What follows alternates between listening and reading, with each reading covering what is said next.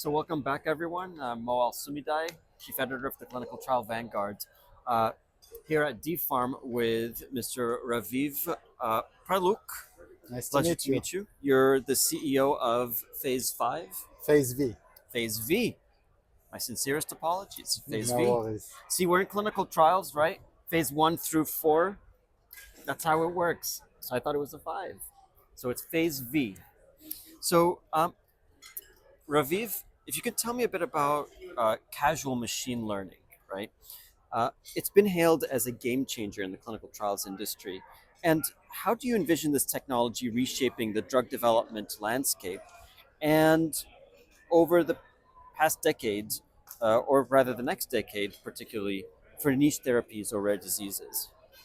So I think before talking about how changing the landscape, let's talk about the challenge or challenges. So different patients are responding differently. It's quite clear that you can release a drug to the market and some of the patients are going to respond while others are not. The same is true in clinical trials. And many clinical trials are failing, not because the drug is not working, actually because it's working only on subsets of patients. The ability to identify on who it's going to work and on who it's not going to work is extremely beneficial, especially for the precision medicine era. Causal machine learning, the intersection between causal inference and machine learning, can really bring a unique value in identifying the responders, identifying the source of heterogeneity, who is going to respond and why, and by that informing the next trial and the next way we are treating patients. Mhm. This is true in general in oncology, immunology, and neurodegenerative, but also especially in cases where patients are so unique and it's so hard to recruit those patients. So identifying who is going to respond and who is not is becoming even more important. And with Phase V's machine learning platform, so uncovering hidden signals in trial data, how do you plan to scale this technology to smaller biotechs that may lack the infrastructure that bigger biopharmaceutical companies usually have? And what does the democratization of data play in your strategy? So first of all, even today, we are providing either tech-enabled services or SaaS, licensing the software. Some of the companies, usually the larger one, the big pharma that we are working with, want to get a license to the software and to use it themselves with some help that we are providing them. But others, we can use the technology, the software, and then provide services. And that's what we do usually for biotech. This is true both for the retrospective, reanalyzing the data, but also for the prospective, supporting the design and execution of adaptive dynamic clinical trials. So it fits both for big pharma and biotech already today, and this is accessible across many, many therapeutic areas. Mhm. And Raviv, there's often skepticism around AI-driven solutions due to the unpredictability of real-world outcomes. You know, AI sometimes hallucinates.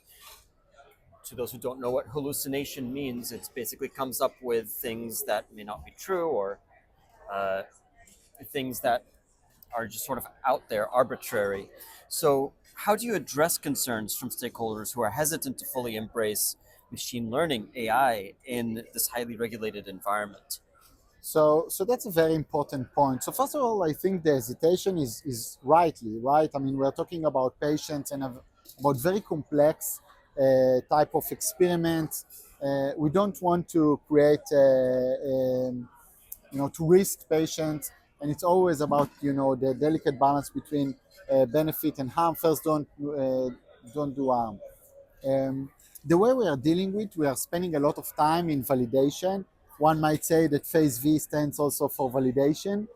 Um, but jokes aside, the way that the algorithms are being designed by definition and the way we are applying them, we are spending a lot of time in validation, either by using train test and validation, the way machine learning framework works, validating with external data sets, so we have proprietary data lake that we are validating the insights from additional clinical trials, from real world data. We are doing a lot of sophisticated statistical tests in order to validate false discovery rates. Statistical guarantees are inherent part of the process. We are doing bootstrapping, so testing many scenarios. And by doing all these tools and measures, we have a level of confidence in the findings. And then, whenever the level of confidence is high, sponsors can support the decision and follow our recommendation. Whenever the level of confidence is lower, maybe we even don't recommend to follow the AI or machine learning in this case. So it's all about validation, spending a lot of time from algorithmic standpoint, from data standpoint on validation. Mhm. And Phase V claims to enhance both the design of real time adaptation of clinical trials. What are the most significant barriers to adopting such adaptive trial designs across the industry? And how do you position Phase 5 to lead this cultural and operational shift, especially in like big pharma? So I think there are many barriers in order to adapt those types of solutions at scale. We don't need to avoid the fact that it's more complex, it's less intuitive, it's much harder to execute. And in order to deal with the challenges in interpretation, execution, we developed a software platform that is very intuitive and easy to use. So it's not only designing the trial, but also unraveling the insights and what's under the hood, why we're making adaptations at that point, what's going to be the implication from all stakeholders standpoint, so from biostat standpoint, from clean dev, from clean ops, from commercial, really seeing the picture 360 is increasing the confidence and the understanding and allowing more people to follow these more less intuitive trials. The second is the transition between design and execution. So the same platform that is being used for designing the trial is the same platform that's supporting the execution and making the execution easier, more reliable, more straightforward, streamlined. It's increasing dramatically the adoption of these types of methods. And last but not least, I think the communication with regulators, making it easy to understand why we did those type of adaptations. What is the logic behind it? Is increasing the confidence and the acceptance from regulator standpoint and also from sponsor standpoint. Mhm. So, you guys recently received funding. Congratulations. Thank you. Uh, what are the most important steps, would you say, Phase 5 is taking to establish itself as a thought leader in the industry for clinical trial optimization? And how are you using this position to influence regulatory frameworks and around trial design? First of all, we are very humble, right? We founded the company because we want to bring value to sponsors, to CROs, to the regulators. The way we do it is, first of all, we are building valuable technology. We established two platforms with software, machine learning, statistics that is grounded in strong science. This is the core of everything that we do. We are publishing papers, we submitted patents, and the foundation is about the technology. The second layer is engaging with the community in conferences like this one.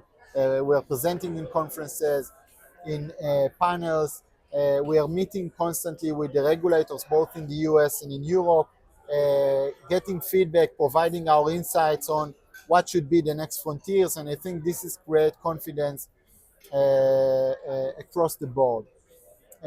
On top of that, we are encountering a lot of use cases and applying the technology in real world scenarios, clinical trials, phase 2, phase 3, getting experience, being able to show the industry that it's indeed working, when it's working, why it's working, or also cases that it's not working, and understanding.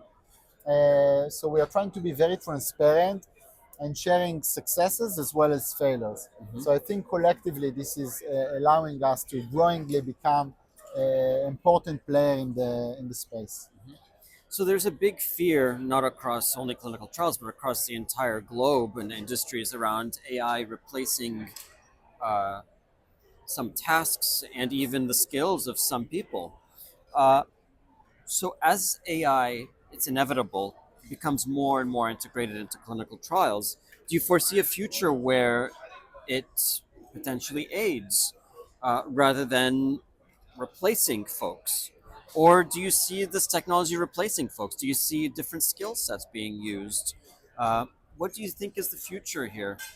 So The way I see it is AI in general, and in particular in super complex space like clinical development, is not about replacing, rather about augmenting, empowering, allowing people to do more, to be more accurate, to be more productive.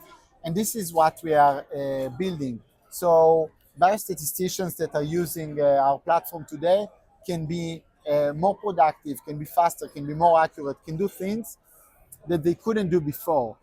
They can do a literature review in a click of a button, a task that took them, weeks before. So we are not aiming towards replacing the biostats or the cleanups or the clean dev, rather than allowing to be more productive. If you think about it, the failure rate in clinical development is so high. What we want to change is not replacing anyone, but rather increasing success rate, making drugs more available to patients who need them the most. To Empowering increase, people. exactly, to Yeah. increase. So the way we are thinking about it is that the productivity of clinical development, the throughput of clinical development is so low today that we believe that with AI, software, and machine learning, and with PhaseV, we can make it much higher, and people can be more productive and can do more. So that's how I see the future, and that's why we founded the company. Thank you. Everyone, thank you. This is Raviv, who is CEO of Phase 5. Thank you. Thank you. It was lovely speaking to you. Likewise.